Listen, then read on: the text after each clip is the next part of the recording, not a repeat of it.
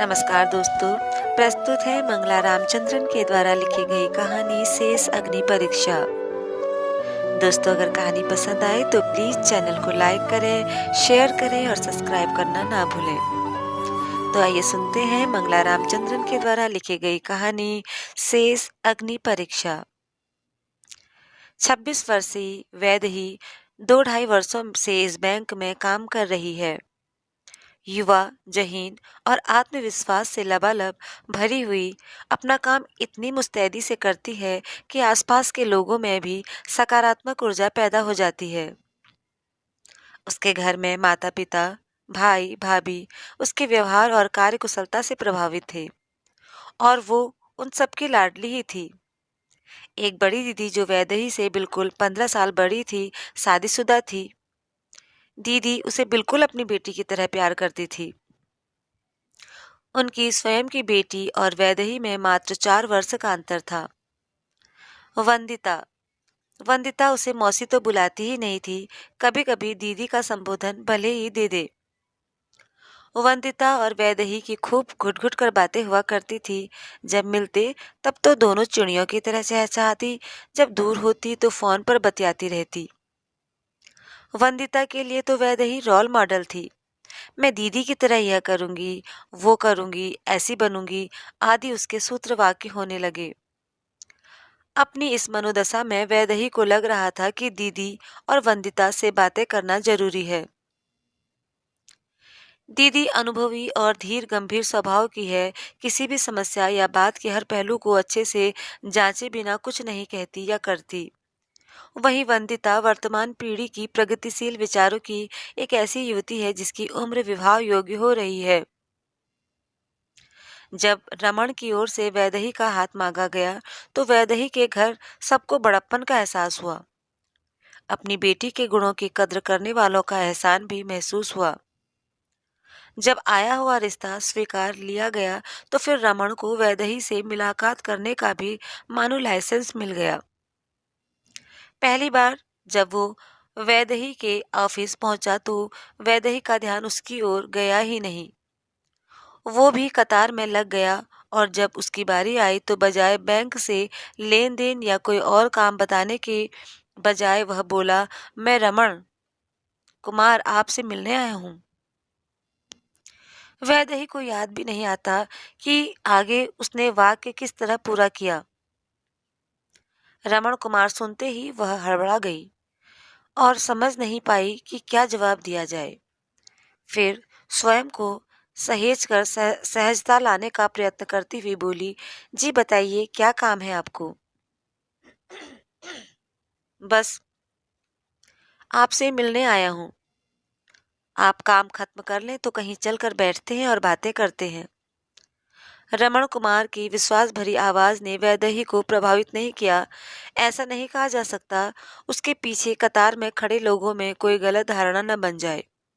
इस डर से वैदेही अतिरिक्त सहज और दोस्ताना अंदाज में बोली, आप कुछ इंतजार कर लीजिए, मैं काम खत्म करके जल्दी ही आती हूँ।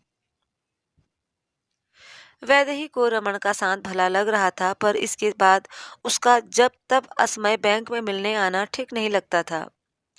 बैंक के सहयोगी भी धीरे धीरे ताने मारने लगे। ऊपर के अफसरों का भी थोड़ा डर लगा रहता था। आखिर वैदेही ने रमन को एक दिन कह ही दिया कि बैंक में काम के समय वो नहीं आए तो अच्छा रहेगा। बैंक छूटने के बाद दोनों मिलते हैं तो वैदेही को घर पहुंचते हुए रात हो जाती। हालांकि घर के सभी सदस्य प्रगतिशील विचारों के थे, पर रोज ही रात को देर हो जाने से वैदेही कुछ अटपटा महसूस करने लगी। आखिर उसने रमन को साफ साफ कह दिया, हम दोनों सप्ताह में किसी एक दिन शनिवार या रविवार को मिलें, वो भी दिन ही दिन में, जिससे शाम तक मैं घर पहुंच जाऊं। छुट्टी के दिन मुझे खुद के भी कुछ काम निपटाने पड़ते हैं। रमन ने बड़ी नाटकीयता से कहा, जैसे भी हुजूर चाहें, कैसे कहें वैसे ही होगा, पर हुजूर ये बताने की तकलीफ तो करें कि आपका आपका खुद का अलग सा वो काम क्या है, भला जिसमें हम शामिल न हों। वैदेही ने उसके बात को हल्के अंदाज में ही लिया और मुस्कुरा कर कह दिया, मुझे ही नहीं, सभी को, यहाँ तक कि आपको भी कुछ व्यक्तिगत काम तो होते ही हैं। बहुत जल्द ही वैदेही रमन के स्वभाव से कुछ असहजता महसूस करने लगी। वो तो ये समझा करती थी कि रमन उदार उच्चारों का भला ही और बड़े दिलवाला युवक है, पर चंद महीनों से उसकी बातचीत, हाव भाव सभी कुछ इंगित करने लगे। कभी कभी तो वैदेही को लगता कि रमन उस पर अपनी मलकियत समझने लगा है। एक दो बार तो उसे लगा कि वो प्यार का हक जता रहा है, पर धीरे धीरे यह हक नियंत्रण रखने की तरह होने लगा। ऐसे हालात बनने लगे कि वैदेही चिंतित होने लगी। उसने अभी तक स्वाभिमान और आत्मविश्वास का पाठ ही पढ़ा और सीखा था। उसी के बल पर प्रगति करते हुए अपने पैरों पर खड़े होकर आत्मनिर्भर भी बनी। जब भी पति के रूप में किसी के बारे में सोचती तो भले ही चेहरा धुंधला और अस्पष्ट रहे, पर मित्रवत व्यवहार और पत्नी की को व्यक्तिगत स्वतंत्रता देने वाले एक भले सहयोगी के रूप में ही उसकी कल्पना करती। वैदेही की मानसिक दुविधा बढ़ती ही जा रही थी। रमन वैदेही के वेतन की जानकारी लेकर आगे की योजना बनाने लगा था। देखो वैदू, सबसे पहले तुम कार लोन ले लेना। तुमको भी कितना आराम हो जाएगा। ड्राइवर तो तुम्हारा ये दास रमण कुमार ही बन जाएगा। उसका यूं अंतरंगता से वैदू बुलाने लगना उसे अच्छा भी नहीं लगा, पर आगे के वाक्य ने उसे चौंका भी दिया और अवचेतन में वो सचेत हो गई। वैदेही से कोई जवाब न पाकर रमन ने उसके चेहरे पर आते जाते भावों को पढ़ा और असंतुष्टता की महीन जाली बुनते हुए देखा। तुरंत ही अपने सुर बदल कर बोला, कहाँ सोच में पड़ गई, मैं तो यूं ही कह रहा था, हम पहले तो हनीमून की प्लानिंग करेंगे। अब तक वैदेही मन ही मन कुछ निश्चय कर चुकी थी। इन दोनों के विवाह की तारीख 3 महीने बाद की तय हुई थी। इससे पहले दीदी और वंदिता से मिलकर चर्चा करने का उसका निश्चय दृढ़ हो गया था। घर पर माँ, पापा और भाई भाभी से बातें की और उसने इलाहाबाद के लिए 2 सप्ताह बाद की ट्रेन की टिकट बुक करवा दी। अब उसे रमन का मिलने आना कुछ नागवार सा लगने लगा था। अभी से यदि वो वैदेही को और उससे जुड़ी चीजों को अपने नियंत्रण में रखने की कोशिश कर रहा है, तो विवाह के बाद किस हद तक जा सकता है, ये सोचकर वो घबरा गई। वैदेही ने अपने इलाहाबाद जाने के बारे में रमन को बताया ही नहीं। उसके जाने से 2 दिन पहले रमन उससे मिलने आया। वैदेही उसके सामने यूं भी कम ही बोलती थी। उस दिन तो वह एक तरह से गूंगी ही बनी रही। उस दिन रमन अधिक उत्साह में था और वाचाल भी बहुत था। वहीं लगातार बातें करता जा रहा था। यह भी अच्छा हुआ कि क्योंकि उसका ध्यान वैदेही के मौन की तरफ गया ही नहीं। वेदु, सोचकर देखो ये कितना अजीब है कि पिछले वर्ष हम एक दूसरे को जानते भी नहीं थे। अब देखो, अगले चंद महीनों में पति पत्नी बन जाएंगे। तब तक दोनों एक दूसरे से अच्छे से वाकिफ भी हो जाएंगे।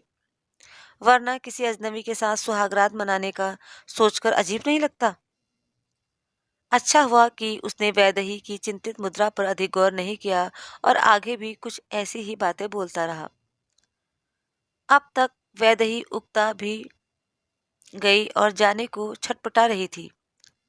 तभी रमन के मुंह से एक ऐसी बात निकल गई कि वैदेही की दुविधा बिल्कुल ही समाप्त हो गई। मैं सोचता हूँ कि हमें बच्चों के बारे में सोचना ही नहीं चाहिए। इस बारे में तुम्हारा क्या ख्याल है? अब तक बोर हो चुकी हूँ, वैदेही के मुंह से निकला। मैं तो बहुत आगे का वैसे भी नहीं सोचती। जीवन में आज के महत्व मेरे लिए सबसे ज्यादा मायने रखता है। आज की घड़ी बता रही है कि बहुत देर हो गई है, मुझे अब चलना चाहिए। यह कहते कहते वो अपने पर्स को समेट कर खड़ी हो गई। चले जाना भाई, कुछ देर सबेर से इतना फर्क नहीं पड़ जाएगा, पर मेरे मन की आखिरी बात तो सुनकर जाओ। रमन अपनी आवाज में उत्सुकता का पुट मिलाकर इस तरह बोला कि वैदेही ठिठक कर रह गई और रमन के चेहरे की ओर देखने लगी कि न जाने अब कौन सा बम फूटने वाला है। सच ही रमन के मुंह से निकला वाक्य छोटा मोटा बम ही था। वेदु, हम दोनों बच्चा पैदा ही नहीं करेंगे। हम दोनों के बीच कोई तीसरा नहीं होगा जो हमारी खुशी में अड़चन पैदा करे। तुम भी इस बात से सहमत हो ना? वैदेही से सकारात्मक जवाब पाने की उत्सुकता में टिकी रमन की निगाहें उसकी पीठ पर ही जम सकी, क्योंकि वैदेही बिना कुछ कहे ही निकल चुकी थी। काफी समय बाद वैदेही को रुई की तरह हल्कापन महसूस हो रहा था। दिमाग में कोई उलझन बाकी नहीं रह गई थी। रमन से रिश्ता तोड़ने के ख्याल से ही वो खुशी महसूस करने लगी। अब तो उसने फैसला ही कर लिया कि वह भले ही कंवारी रह जाए, पर रमन से विवाह तो किसी भी कीमत पर नहीं करेगी। बीच में एक दिन था और अगले दिन उसे इलाहाबाद का टिकट था। उसे लगा कि भाभी को कम से कम अपनी मनोदशा और फैसले के बारे में बता देना चाहिए। उसी रात को उसने पिछले कुछ समय से रमन का जो व्यवहार था उसका खुलासा भाभी के सामने किया। भाभी चौंकी जरूर, पर उन्होंने यही कहा, गुड्डी, अच्छा हुआ अभी ही उस आदमी की प्रवृत्ति का अंदाजा लग गया, नहीं तो तुम्हारा जीवन बर्बाद हो जाता। मैं तुम्हारे भैया से बात करती हूँ और रमन से छुटकारा पाने का रास्ता खोजती हूँ। तब तक तुम दीदी के यहाँ जा 4 दिन रहकर कुछ तरोताजा हो जाओ और इसे बुरा सपना सोचकर भूल जाना। दीदी और भैया उसे गुड्डी ही बुलाते थे। भाभी को उसका नाम अच्छा लगता था, सो पूरा नाम लिया करती थी और सभी को कहती कि नाम को बिना बिगाड़े पूरा किया करें। उनके मुंह से गुड्डी सुनकर वैदेही को लगा कि भाभी उसकी रक्षा कवच है। इलाहाबाद दीदी के यहाँ पहुंचकर तो वो अपनी पुरानी मन स्थिति में आ चुकी थी।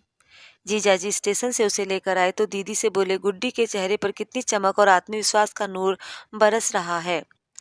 मनोरमा दीदी ने भी मुस्कुराते हुए उसकी ओर देखा और पति से बोली, आप कहीं उसे नजर न लगा देना। ये बातें सुनते हुए वंदिता बाहर आई और बोली, मेरी दीदी के चेहरे पर आत्मविश्वास की चमक है और आत्मनिर्भरता की रंगत। जीजाजी के ऑफिस चले जाने के बाद वैदेही ने दीदी की सारी बातें खुलकर बताई, साथ ही अपना फैसला भी सुना दिया। हालांकि दीदी ने कहा, गुड्डी, ये बहुत बुरा हुआ। माँ पापा को तो जैसे सदमा ही लग जाएगा, पर अगले ही पल बोल पड़ी, तू चिंता न कर, तूने जो भी किया ठीक किया। शादी से पहले ही जो व्यक्ति इतना पजेसिव है, वो शादी के बाद तो तुझे गुलाम ही रखने की सोचेगा। मैं भाई से बात करती हूँ और उसे भी समझाती हूँ कि तुम एक बड़े हादसे से बचकर आई हो। वंदिता ने भी सारी बातें सुनी। वैदेही के विवाह में मौज मस्ती करने का जो उसका प्लान था वो चौपट हो गया। थोड़ा मलाल तो जरूर हुआ, पर उसके खुरापाती दिमाग ने तुरंत तुरंत अपने पापा से कहकर पिकनिक का कार्यक्रम बनवा लिया। पहले भी एक दो बार सीतामढ़ी जाने पर कार्यक्रम बनाने की कोशिश की थी, पर कुछ जम नहीं पाया। इलाहाबाद से लगभग 70 किलोमीटर दूर सीतामढ़ी सुबह सुबह शीतल हवा के झकोरे लेते हुए कार में चले गए। पहाड़ी पर बहुत ही बड़े हनुमान जी की प्रतिमा थी। सीता जी का मंदिर बाहर से इतना सुंदर और भव्य है। वह तीनों ओर से तमसा और नदी, गंगा नदी का पानी उसे और भी मनमोहक बना देता है। पास के तालाब में खिले असंख्य लाल कमल देखकर तो उन चारों का मन एक अकथ्य शांति और प्रसन्नता से भर गया। आखिर जीजाजी ही बोले, तुम लोग बस यही देखते रहोगे कि मंदिर के अंदर भी जाओगे? मंदिर के प्रथम तल में सजी धजी लाल रंग की साड़ी में सीता जी बहुत ही सुंदर मूर्ति है। उसे निहारने से दिल भरता ही न था। निचले तल में गेरुए वस्त्र में अवनी में समाहित होती हुई सिया की जीवित मूर्ति यूं लग रही थी जैसे आंखों के सामने ही सिया भूमि में समा रही हो। वातावरण कुछ गमगीन और भारी हो गया था। वंदिता ने चुप्पी तोड़ी। भगवान राम सीता के प्रति कितने निर्दयी हो गए थे। तभी भी सिया रानी हर जन्म में श्री राम को ही पति परमेश्वर के रूप में चाहती थी। महिलाएं सेंटिमेंटल होती हैं या कुछ मेंटल। दीदी बोली, वो जमाना तो कुछ अलग ही था। तब पुरुष भी मर्यादावान होते थे। आज की नारी पति की अवहेलना या उपेक्षा सहन नहीं करेगी। करे भी क्यों, जब दोनों समकक्ष हैं। सहयोगी की तरह रहना चाहिए। वंदिता ही नहीं, उसके पापा भी दीदी के विचार जानकर जोर से कह उठे, वाह वाह। पर वंदिता बोली, मम्मा, अब आप भी दीदी और मेरे क्लब में शामिल हो गई हैं। अब हमारी ताकत बन गई हैं। वैदेही को लगा मानो उसके फैसले पर सही मुहर लग गई हो। उसे परम शांति का अनुभव हो रहा था। तो दोस्तों यहाँ पर कहानी समाप्त होती है। कहानी सुनने के लिए धन्यवाद। अगर आपको कहानी पसंद आए तो प्लीज़ चैनल को लाइक करें, शेयर करें और सब्सक्राइब करना ना भूलें।